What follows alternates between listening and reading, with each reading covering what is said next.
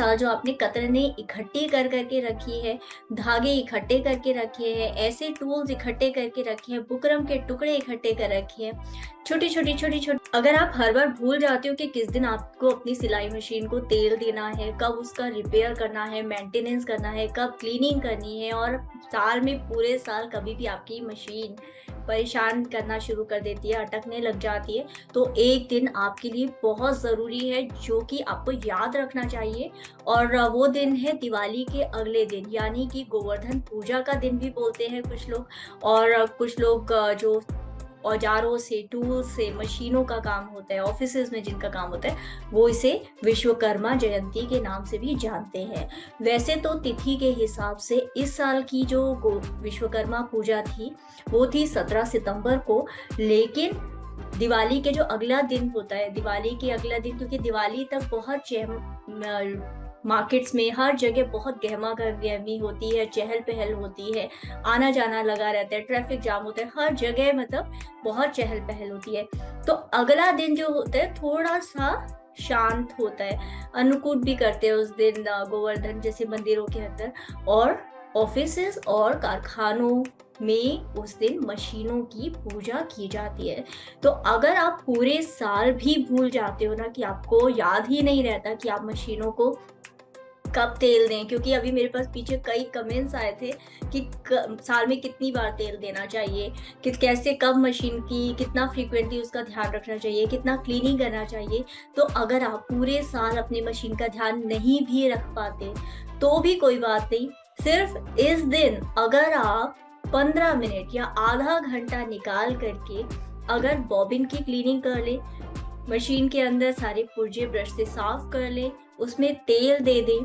तो इतना भी बहुत है। और अपनी मशीन की, घर की जितनी मशीनें हैं, कोशिश कीजिए कि सारी चलती फिरती रहे, सारी चालू हालत में रहे। तो इस दिन, विश्वकर्मा पूजा के दिन, आपका एक, यदि ये काम भी कर लेते हैं ना, तो पूरे साल, क्योंकि देखिए ये दुनिया भी एक मशीन ही है, हम भी एक मशीन ही है, जो कि जिसका चलना कहते हैं ना, बैठे-बैठे तो हाथ-पाँव भी जाम हो जाते हैं। तो चलती का नाम गाड़ी होता है, और मशीन को भी अगर पूरे साल चलाना है, अच्छी हालत में चलाना है, उससे काम लेना है, तो सिर्फ़ यही ज़रूरी नहीं कि आप उससे सिर्फ़ काम, काम, काम ही माँगे, उसको थोड़ा-सा आराम दीजिए, थोड़ा प्यार दीजिए, उसको थोड़ा केयर दीजिए। और विश्वकर्मा दिवस, विश्वकर्मा जयंती का जो दिन है, दिवाली के अगले दिन जो होता है, उस दिन खुद भी थोड़ा-सा आराम कीजिए। और मशीन की पूजा अर्चना नहीं भी करें तो कोई बात नहीं, मशीन के लिए इतना ही बहुत होगा कि आप उसको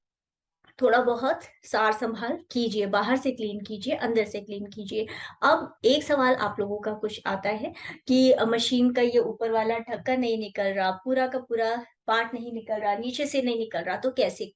कैसे निकालूँ? तो देखिए, मशीन को आपको इतना ज़्यादा डिटेल में, अगर आप मैकेनिक नहीं हैं, अगर आप मशीन के इतने ज़्यादा भारी भरकम जानकार नहीं हैं, तो बहुत ज़्यादा डिटेल में अंदर एक-एक पुर्जे को खोलने की ज़रूरत नहीं है। जस्ट बेसिक आप क्लीनिंग कीजिए, खोलिए इसको, जो फालतू सामान मशीन के अंदर भर गया है पूरे साल में, उसको निकाल लीजिए, उसको सॉर्ट आउट कर लीजिए। और बॉबिन का जो एरिया है, कई वीडियोज़ में मैंने आपको शेयर किया है कि मशीन को कैसे क्लीन करना चाहिए। तो उस एरिया को, बॉबिन है, शटल रेस है, उसको निकाल कर के क्लीन कीजिए। धागे फँस गए हैं तो उनको क्लीन कीजिए, कपड़े से उसकी क्लीनिंग कीजिए, थोड़ा-थोड़ा एक-एक बूँद तेल दे दीजिए। यहाँ पे जो आपकी सेटिंग्स पूरे साल एज़ इट इज़ होती है, तो आप इसको भी थोड़ा मूव करके फिर इसकी भी सेटिंग फिर से रीसेट कीजिए और इसको क्लीन कीजिए। फुट पैडल भी पूरे साल आपने इस्तेमाल किया है, उसको भी कपड़े से पोंछ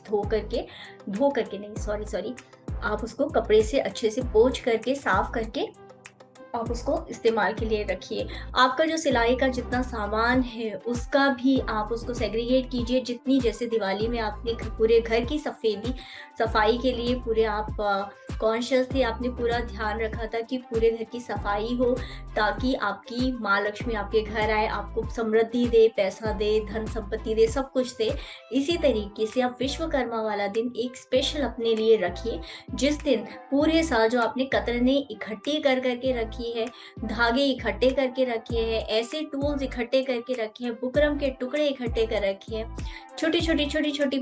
दो 2-4 बटन, हुक, ज़िप, इस तरीके की चीज़ें कई सारी इकट्ठी करके रखी है, तो उनको निकालिए। देखिए कि उनमें से क्या ज़रूरी है, क्या काम का है, क्या आपने 1 साल से इस्तेमाल नहीं किया और आगे भी इस्तेमाल करने के लिए आपके पास टाइम नहीं है, तो ज़रूरी है कि उन चीज़ों को किसी ऐसे व्यक्ति को दे दें जो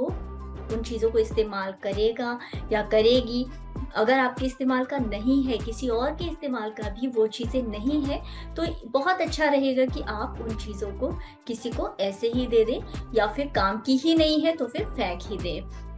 मुझे उम्मीद है कि ये विश्वकर्मा का दिन, विश्वकर्मा जयंती ना केवल इस साल आपके सिलाई के बिज़नेस को, आपके सिलाई के काम को, आपके हुनर को, आपकी हॉबी को और ज़्यादा निखारेगा, बल्कि इस वीडियो से आप कुछ टिप्स लेंगे और अपनी टिप्स जो भी आप क्या करते हैं इस दिन, विश्वकर्मा के दिन आप क्या करते हैं, मेरे साथ भी कमेंट्स में शेयर करेंगे। Take care, God bless you, खुश रहिए, खुशियाँ बाँटते रहिए।